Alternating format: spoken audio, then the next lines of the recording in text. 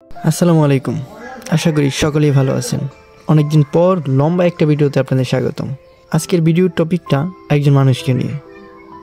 স্ক্রিনে পিক দেখে হয়তো অনেকে চিনতেই পেরেছেন, তবু বলে দেই, ইনি হলেন sir Charles Spencer Chaplin junior. আমাদের কাছে তিনি চার্লি চ্যাপলিন নামেই পরিচিত। আজকের ভিডিওটিতে তার বিখ্যাত কয়েকটি উক্তি জানব।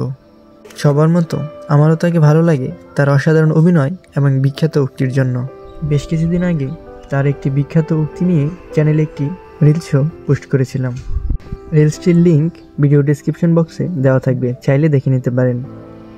তাই আজকের এই ভিডিওতে সেই উক্তিটি আর থাকছে না, তাই বাকিগুলো দিয়েই চলুন শুরু করি।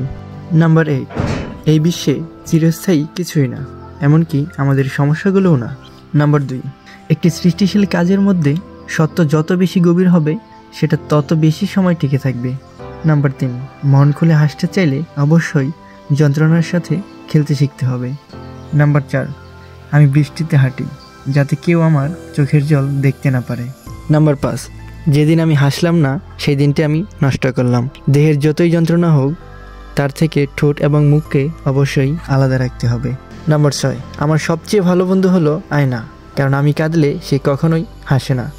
নাম্বার 7, আসুন অসম্ভবের সাথে সংগ্রাম করি। যেগুলোকে অসম্ভব মনে হতো সেগুলো জয় করার মধ্য দিয়েই ইতিহাসের বড় বড় অর্জনগুলো সম্ভব হয়েছে। নাম্বার 8, আমরা প্রত্যেকেই একে অন্যকে সাহায্য করতে চাই, কারণ আমরা বেঁচে থাকি অন্যদের আনন্দ দিয়ে, দুঃখ দিয়ে নয়। নাম্বার 9, জীবন হতে পারে চমৎকার যদি আপনি একে ভয় না পান। এর জন্য প্রয়োজন সাহস, কল্পনাশক্তি আর অল্প কিছু পরিমাণ অর্থ। নাম্বার 10, জগতের সবচেয়ে ভালো 6 জন ডাক্তার হলো সূর্য, বিশ্রাম, শরীরচর্চা, পরিমিত খাবার, আত্মমর্যাদা এবং বিশ্বস্ত বন্ধু। এই 6 ডাক্তারের সাথে সুসম্পর্ক যার, সুন্দর শরীর আর দেহমন তার। তুমি যদি চাঁদের সৌন্দর্য দেখো তবে স্রষ্টার সৌন্দর্য কিছুটা হলেও অনুভব করতে পারবে। যদি তুমি সূর্য দেখো তবে মহাপরাক্রমশালী বিধাতার ক্ষমতার নিদর্শন একটু হলেও বুঝতে পারবে।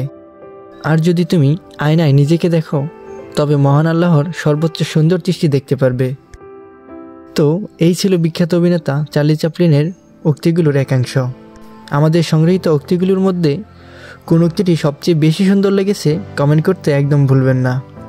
88 বছরের জীবনে তিনি মানুষকে অভিনয়ের পাশাপাশি অনেক ধরনের অনুপ্রেরণা এবং অতি গুরুত্বশীল অনেক কিছুই বলে গেছেন। আজকের ভিডিও এই পর্যন্তই। কথা হবে অন্য কোনো ভিডিওতে। সুস্থ থাকুন, সুন্দর থাকুন, এই কামনায় বিদায় নিচ্ছি।